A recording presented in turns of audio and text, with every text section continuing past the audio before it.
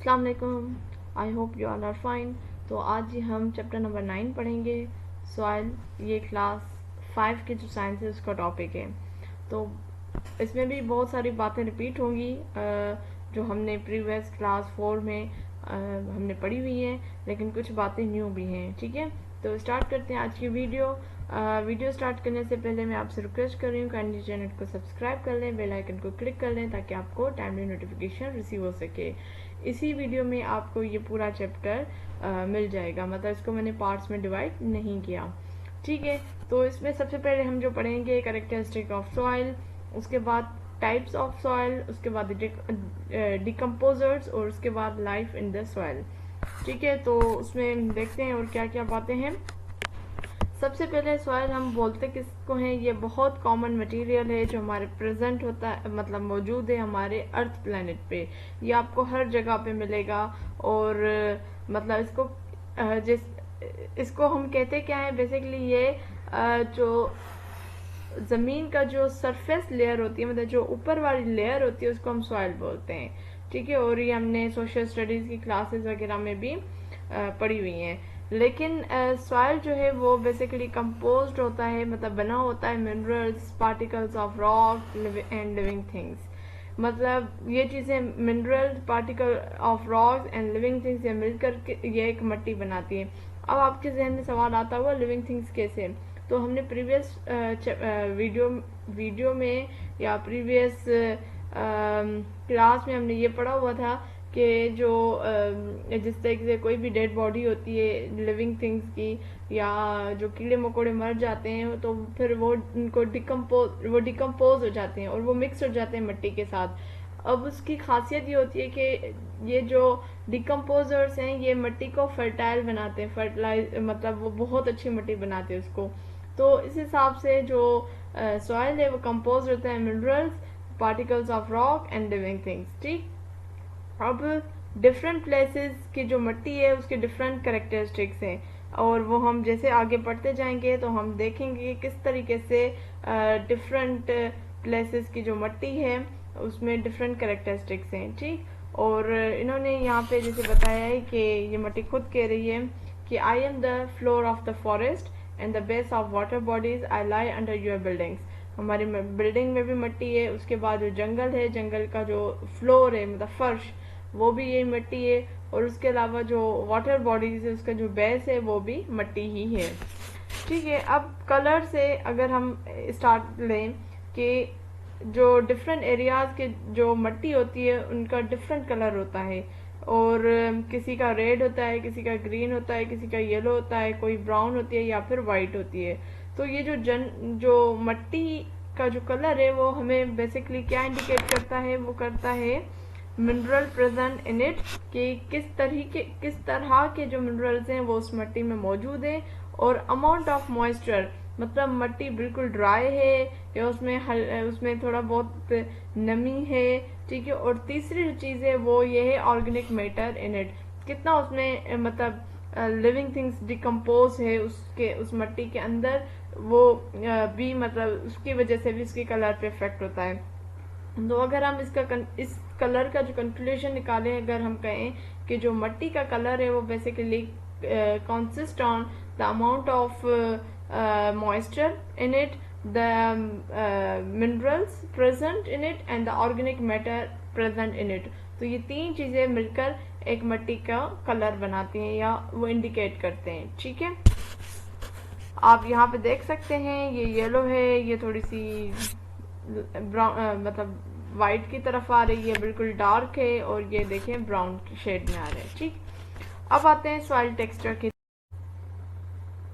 अच्छा, अब जो टेक्सचर होता है बेसिकली वो हमें ये बता रहा होता है कि हम जब किसी चीज़ को टच करें तो हमें कैसा फील हो रहा है। लाइक वो बिल्कुल स्मूथ है, रफ है, सिल्की है, या ग्रिटी है। ग्रिटी मतलब कि उसमें कोई ज़र्रात मौजूद है, मतलब कोई सैंडी है वो।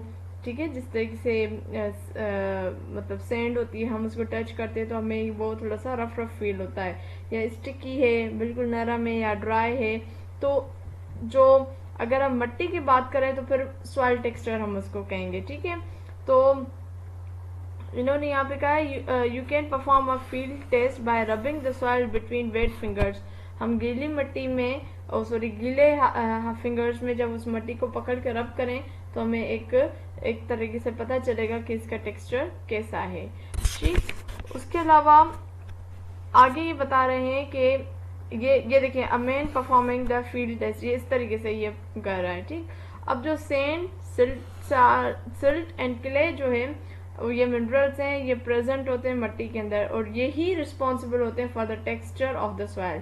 तीन चीजें, क्ले, सिल्ट और सैंड, ठीक, ये तीन चीजें जो हैं बेसिकली मिनरल्स हैं और यही इसका टेक्सचर बनाते हैं मिट्टी का।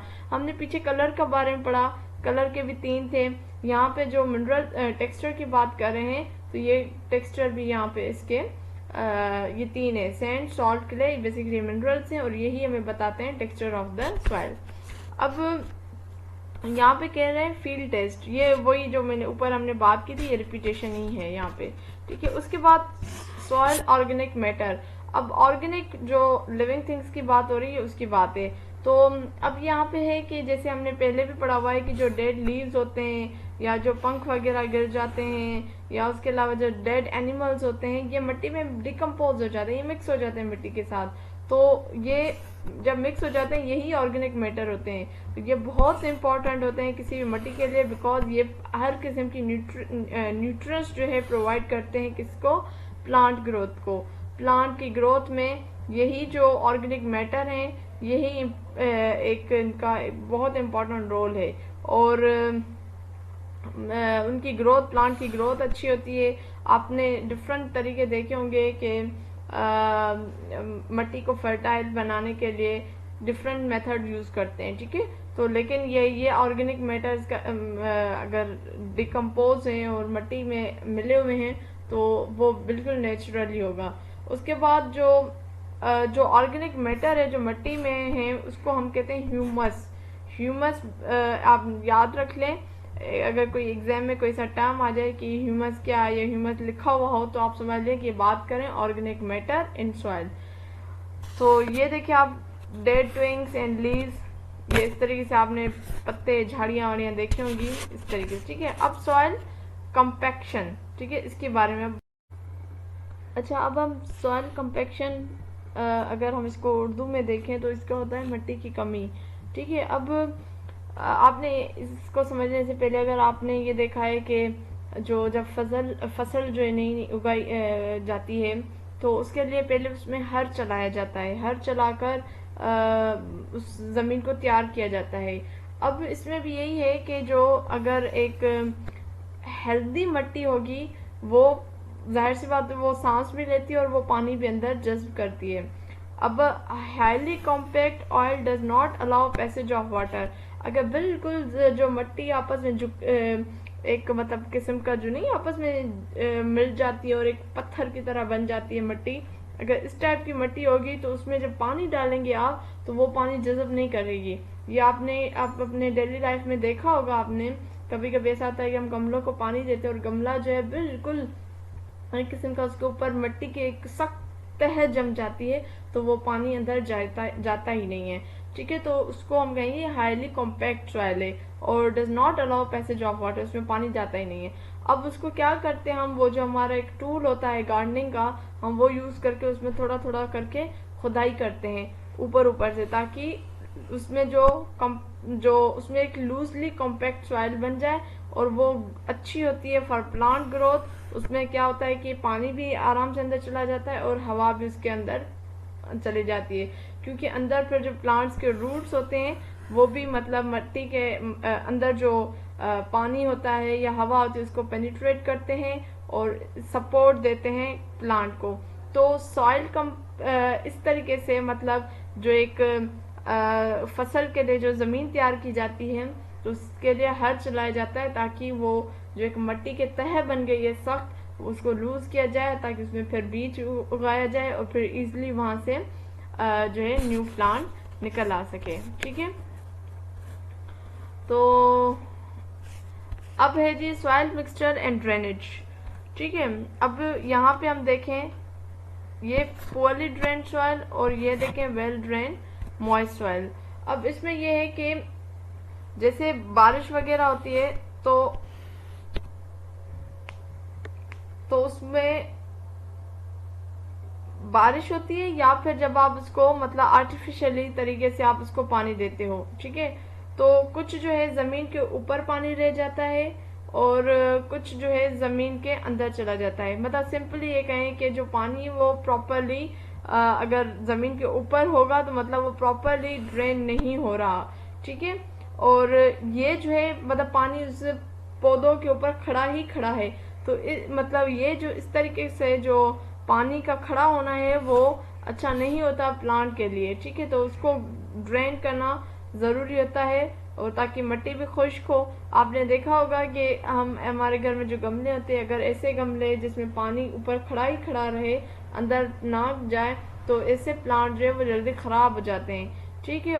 अच्छा, अब हम अगर इस पिक्चर को देखें तो अगर पानी इतना हो, मतलब बाकी जो है जमीन ने पानी पी लिया है तो इतना पानी सा रहता है तो ठीक है, वो अच्छी है जमीन। लेकिन अगर पानी इतना इतना ऊपर है और इतना ऊपर है तो ये फिर सही नहीं है, ठीक है। और ये आफ्टर 1 आवर की बात हो रही है। मतलब ये आप खुद ट्राई करके देख सकते हैं कि आप जमीन खोदें, उसमें पानी डाल लें आफ्टर 1 आवर और उसके बाद आप देखें सूरत हाल, ठीक है। अब इन्होंने यहाँ पे बताया हुआ है कि आप डिफरेंट एरियाज की जो मिट्टी लेंगे उसमें कैरेक्टरिस्टिक डिफरेंट होंगे और आप डिफरेंट तरीके से इसको टेस्ट कर सकते हो, ठीक है। अब इन्होंने कहा है कि if a soil is compact, dry and contain little organic material, it will not be suitable for plant growth. Compact है, ड्राई है और उसमें थोड़े ऑर्गेनिक मटेरियल मौजूद है तो वो जमीन अच्छी नहीं है फॉर प्लांटेशन। लेकिन अगर कोई मिट्टी का सैंपल जिसमें पानी वगैरह मतलब खड़ा रहता है, सही ड्रेन नहीं हो रहा पानी वहाँ पे, तो वो जमीन भी सुटेबल नहीं है फॉर प्लांट ग्रोथ, ठीक है। अब हम आते हैं टाइप्स ऑफ सॉइल। तो एक उसका टाइप जो है सैंडी, सिल्टी, क्ले एंड लोम, ठीक है। अब जिसमें जो मिट्टी है, डिफरेंट टाइप ऑफ जो मिट्टी है वो डिफरेंट तरीके से डिफरेंट है। मतलब उसमें कौन कौन सी चीजें डिफरेंट होंगी, उसमें अमाउंट ऑफ एयर कितनी है, वाटर कितना वहां पे ठहरता है और उसके बाद उसके अंदर कितने न्यूट्रिएंट्स मौजूद हैं, इन बेसिस के ऊपर जो मिट्टी है वो डिफरेंट बनती है, ठीक है। अब आते हैं अगर हम सैंडी सॉइल के ऊपर बात करें। जो सैंडी सॉइल है उसमें बहुत ज्यादा सैंड होती है जिसको हम रेत बोलते हैं, ठीक है। अब इसी में ही जो है रॉक पार्टिकल्स होते हैं, मिक्स होते हैं इस सैंड पार्टिकल के साथ। और इसमें जो इसका जो टेक्सचर होता है वो ग्रिटी टेक्सचर होता है। मतलब आप उसमें हाथ लगाओगे तो आपको एक रफ सा फील होगा और इसमें पानी इतना ज्यादा मतलब नहीं ठहरता, वो जल्दी ड्रेन हो जाता है। इसमें इनके मतलब मिट्टी के बीच में जो है एयर पॉकेट्स जो है मौजूद होते हैं और इसमें जो है न्यूट्रिएंट्स वगैरह मतलब इतने ज्यादा नहीं होते फॉर द प्लांटेशन, ठीक है। उसके बाद आते हैं, हम बात करते हैं सिल्टी सॉइल की। अब ये इसमें क्या होता है कि सिल्टी सॉइल में जो सिल्ट है वो डोमिनेंट सॉइल होता है, सॉइल मिनरल होता है। अब आपने मतलब अगर आपको नहीं पता सिल्ट किसको बोलते हैं, आप गूगल पे जाकर लिखें। जो एक मिट्टी की ये भी एक टाइप ही है, उसको हम बोलते हैं। और ये साइज इनकी मतलब जैसे हमारा घर में आटा होता है, आटे के साइज का होता है, बिल्कुल पाउडर फॉर्म में होता है। अगर आप उसको टच करोगे तो सिल्क की तरह होगा। और ये जो है मतलब इसमें पानी ड्रेन भी बहुत पुअर तरीके से होता है और ये न्यूट्रिएंट्स वगैरह को भी होल्ड नहीं करते। उसके बाद आते हैं हम क्ले सॉइल की तरफ। इसमें जो इम्पोर्टेंट मिनरल होता है इन सब में वो होता है क्ले। अब ये पानी इसमें जो है ये भी पानी को होल्ड करके रखता है और ड्रेन नहीं होता प्रॉपरली। और उसके अलावा इसमें जो मेन चीज है वो ये है कि इसमें जो न्यूट्रिएंट्स हैं वो इजिली उसमें मौजूद होते हैं और होल्ड कर पाते हैं। और ये फॉर द प्लांट ग्रोथ के लिए बहुत अच्छे हैं। ठीक है, उसके बाद बात करते हैं हम लोम की। लोम जो है ये वो मिट्टी होती है जिसमें क्ले, सिल्ट और ह्यूमस जो है मिक्स होते हैं। ह्यूमस हमने पीछे पढ़ा, ह्यूमस का मतलब जिसमें ऑर्गेनिक मटेरियल या ऑर्गेनिक मैटर जो है मिट्टी में मिक्सड होता है उसको हम ह्यूमस कहते हैं। ठीक है, और उसमें एक अच्छी खासी अमाउंट ऑफ न्यूट्रिएंट्स जो है मौजूद होती है, और जितना पानी उसको चाहिए प्लांट को वो भी वहाँ पे होल्ड होता है।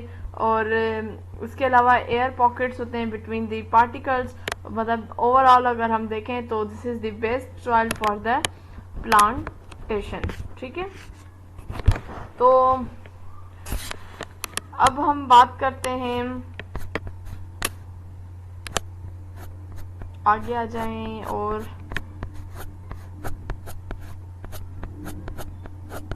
हाँ अब हम बात करते हैं effects of moving water on soil. जो पानी मतलब चलता रहता है तो उसके क्या इफेक्ट्स हैं मिट्टी के ऊपर। जैसे हम पिक्चर में देखें तो पानी बहता जा रहा है, तो इसमें क्या होता है कि जब पानी बहता है या मूव करता रहता है तो वो कट करता है मिट्टी को, या मिट्टी को साफ करता हुआ जाता है, या अपने जो उसके जो मिट्टी के जो पार्टिकल्स हैं वो उस पानी के फ्लो के साथ चलते रहते हैं। इस प्रोसेस को कहा जाता है erosion of soil by water. ठीक, इरोजन एक प्रोसेस है जिसके थ्रू जो मिट्टी है वो अपनी जगह से हिल जाती है, अपनी जगह से मूव हो जाती है, डिस्प्लेस्ड हो जाती है on from the earth surface by agent such as water, और वाटर या हवा के थ्रू भी होता है।